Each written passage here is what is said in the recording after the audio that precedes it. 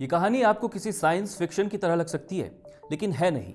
क्या आप जानते हैं कि दुनिया में सबसे ज्यादा इस्तेमाल किया जा सका इंसानी दिमाग चोरी हो गया था? हाँ, हम बात कर रहे हैं दुनिया के सबसे जीनियस माने जाने वाले साइंटिस्ट अल्बर्ट आइंस्टाइन के दिमाग के बारे में, जो कि उनकी मौत के कुछ ही घंटों बाद चोरी हो गया था। नमस्कार, मैं हूं अमन और आज के इस कार्यक्रम में आपको बताऊंगा कि जब आइंस्टाइन का दिमाग चोरी हो गया था तो आखिर हुआ यूं था।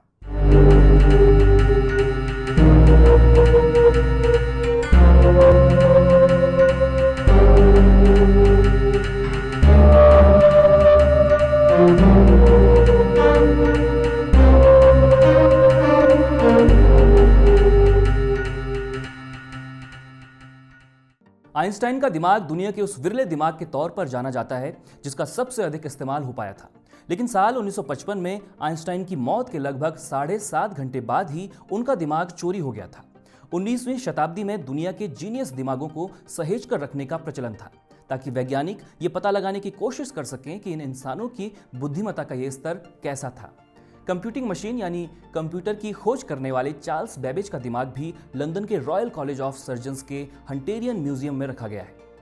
आइंस्टाइन के दिमाग की चोरी का किस्सा बेहद दिलचस्प है।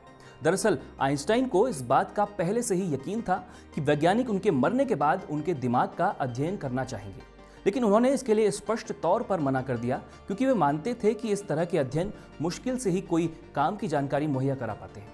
हालांकि ऐसा भी माना जाता है कि कई बार उन्होंने अपने शरीर को वैज्ञानिकों को शोध के लिए सौंपने की सहमति भी जताई थी। खैर, 1955 में अप्रैल की 18 तारीख को सुबह सुबह जब इस जीनियस साइंटिस्ट की मौत हुई तो उनकी ऑटोप्सी करने वाले पैथोलॉजिस्ट डॉक्टर थॉमस हार्वे ने खुद से यह निर्णय ले लिया कि उनके दिमाग को भविष्य में अध्ययन के लिए सुरक्षित रख लिया जाए। डॉक्टर हार्वे ने आइंस्टाइन के दिमाग को निकाला, जिसका वजन तकरीबन 1 किलो 230 ग्राम था। वे उसे यूनिवर्सिटी ऑफ पेंसिल्वेनिया की एक लैब में लेकर गए। उन्होंने वहां इसकी अलग अलग एंगल से कई तस्वीरें उतारी और इसके 240 टुकड़े किए और उन्हें प्लास्टिक जैसे दिखने वाले एक सॉल्यूशन कोलोडियन में रख दिया। उन्होंने दिमाग के कुछ हिस्सों को अपने पास रखा और कुछ हिस्सों को उस दौर के मशहूर पैथोलॉजिस्ट को सौंप दिया।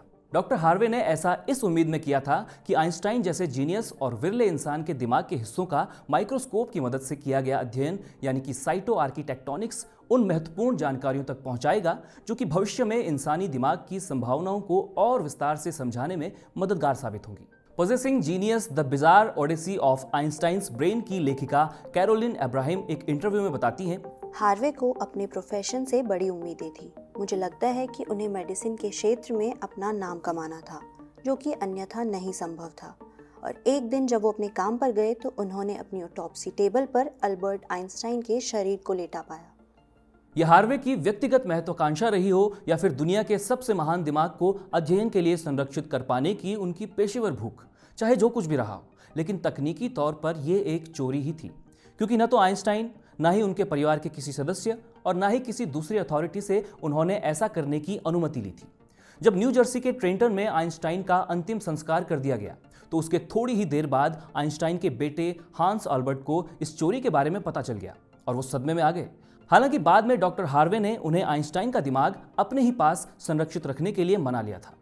अगली सुबह न्यूयॉर्क टाइम्स के फ्रंट पेज पर एक स्टोरी छपी थी जिसमें लिखा गया था कि जिस दिमाग ने थ्योरी ऑफ रिलेटिविटी पर काम किया और परमाणु के विखंडन को संभव बनाया, उसे वैज्ञानिक अध्ययन के लिए निकालकर संरक्षित रख लिया गया है। लेकिन दुनिया के सबसे मशहूर भौतिक विज्ञानी का दिमाग चुरा लेना डॉक्टर हार्वे की प्रोफेशनल लाइफ के लिए एक अच्छा अनुभव नहीं रहा। इसने उन्हें कई स्तर पर नुकसान पहुंचाया। उन्हें जल्द ही अपनी नौकरी खोनी पड़ी। उनके वैवाहिक जीवन पर भी इसका बुरा असर देखने को मिला। कैरोलिन अब्राहम के अनुसार, ऐसा माना जाता था कि ये दिमाग हार्वे के लिए एक गुड लक चार्म साबित होगा, लेकिन असल में ये उनके लिए अभिशाप साबित हुआ। उन्होंने जब से इस दिमाग को निकाला, उन्होंने सब कुछ खो दिया। उनकी नौकरी चली गई, शादी टूट गई, प्रिंसटन में उनका करियर डूब गया। जब से उनके इस दिमाग को ले लेने पर विवाद हुआ, उसके बाद से वो फिर कभी अस्पताल में वापस कदम नहीं रख पाए। इसके बाद डॉक्टर हार्वे न्यू जर्सी छोड़कर मिडवेस्ट की तरफ चले गए, जहां उन्होंने मेडिसिन प्रैक्टिस करते हुए या रिसर्च लैब चलाते हुए कई छोटी मोटी नौकरियां की। आइंस्टाइन के दिमाग को उन्होंने कई दशकों तक संभाल कर रखा, जिससे उन्हें कई उम्मीदें थी। साल 1978 तक आइंस्टाइन के दिमाग की इस गुत्थी से अधिकतर दुनिया अनजान ही थी, लेकिन फिर एक पत्रिका न्यू जर्सी मंथली के स्टीवन लेवी नाम के एक युवा रिपोर्टर ने कंसास के विचिटा में हार्वे को खोज निकाला। लेवी ने अपनी रिपोर्टिंग के इन अनुभवों को बीबीसी के पत्रकार विलियम क्रेमर के साथ कुछ यूं शेयर किया है। जब मैंने उन्हें कहा कि मैं आइंस्टाइन के दिमाग को लेकर एक स्टोरी कर रहा हूँ, तो उन्होंने जो पहली चीज़ मुझे कही वो थी, मैं इस बारे में आपकी कोई मदद नहीं कर पाऊंगा। उन्हें इस पर बात करने को लेकर कोई दिलचस्पी नहीं थी, लेकिन कुछ समय बाद वो इसके लिए मान गए। वो काफ़ी इंट्रोवर्ट इंसान थे, एक सौम्य इंसान। उन्हें इसे लेकर काफ़ी गर्व था कि वे आइंस्टाइन के दिमाग को लेकर रिसर्च कर रहे थे, लेकिन उनके पास इस सवाल का कोई अच्छा जवाब नहीं था कि तकरीबन 25 साल बीत जाने के बाद भी अब तक इस अध्ययन पर कुछ छपा क्यों नहीं। पत्रकार लेवी ने जब हार्वे पर दबाव बनाया कि वे उन्हें आइंस्टाइन के दिमाग की कुछ तस्वीरें दिखाएं, तो पहले उनके चेहरे पर कुछ अजीब से भाव आए। फिर वे उठे, लेवी के पीछे की ओर कमरे के एक किनारे गए और कार्डबोर्ड से बने बक्से के भीतर से एक बियर कूलर बाहर निकाला, जिसमें लिखा गया था कोस्टा साइडर। लेवी उस पल को कुछ ऐसे याद करते हैं। वे मेरे पास पहुंचे। उन्होंने इस बियर कूलर में से एक बड़े मैसन जारों को बाहर निकाला। उनके भीतर आइंस्टाइन का दिमाग रखा हुआ था। यह अद्भुत था। आइंस्टाइन के दिमाग और हार्वे के बारे में लेवी की यह रिपोर्ट जब न्यू जर्सी मंथली में प्रकाशित हुई, तो इसने एक बार फिर से आइंस्टाइन के दिमाग पर शोध की चर्चाओं को गरमा दिया। मशहूर विज्ञान पत्रिका साइंस ने भी हार्वे का इंटरव्यू लिया और कई दूसरे रिपोर्टर्स भी उनके इंटरव्यू के लिए उनके लॉन में कैंप जमाए रहे। यूनिवर्सिटी ऑफ कैलिफोर्निया बर्कले के मशहूर न्यूरो एनाटॉमिस्ट मैरियन डायमंड ने भी हार्वे से आइंस्टाइन के दिमाग के सैंपल्स के लिए संपर्क किया। बाद में हार्वे ने पोस्ट के जरिए एक पैकेज डायमंड के लिए भिजवाया, जिसमें आइंस्टाइन के दिमाग के 4 टुकड़ों का सैंपल था। यहीं से आइंस्टाइन के दिमाग पर अध्ययन का असली सिलसिला शुरू हुआ। साल 1985 के बाद से ऐसे कई सारे शोध इस सिलसिले में सामने आए, जिसमें आइंस्टाइन के दिमाग की संरचना में भी आम इंसानों के दिमाग से कई तरह के फर्क होने का दावा किया गया।